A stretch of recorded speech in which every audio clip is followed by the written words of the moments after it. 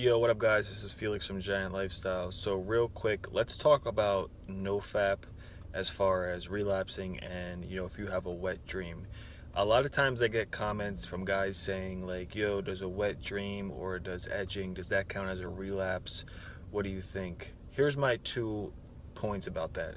First of all, there's no FAP rules. Everybody thinks there's this set rules that in order for you to say that you completed 90 days of no FAP, you have to go by these rules.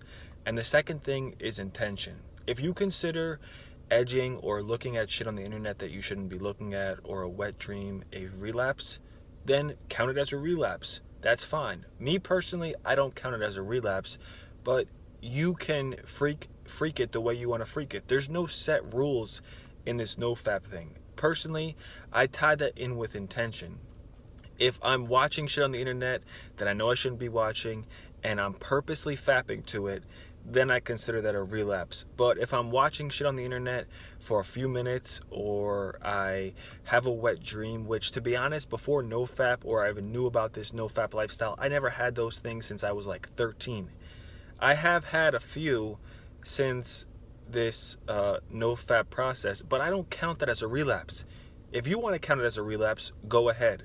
If you want to watch prawn or anything on the internet that you should not be watching and count it as a relapse, go ahead. I personally don't, but you can. There's no set rules as far as this NoFap lifestyle. The only thing that I try and focus on is to eliminate as many instant gratification things in my life as possible. So when I do hit a 1 year streak, which I will, I'm not going to go back to fapping every day.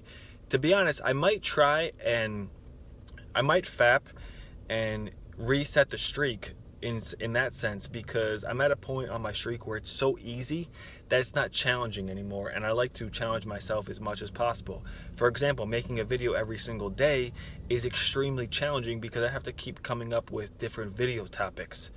So I might relapse and get the first 2 week to 4 week challenge back and restart another streak, because that's where it's actually challenging. When you get to day 200, 300, it's so easy that it's like I might just relapse. But I think intentionally relapsing, that counts as a relapse. But you could count anything as a relapse. It all comes down to, what do you think? Because there's nobody watching over you and saying this is the rules, this isn't the rules. It's up to you. And that's just my personal thought.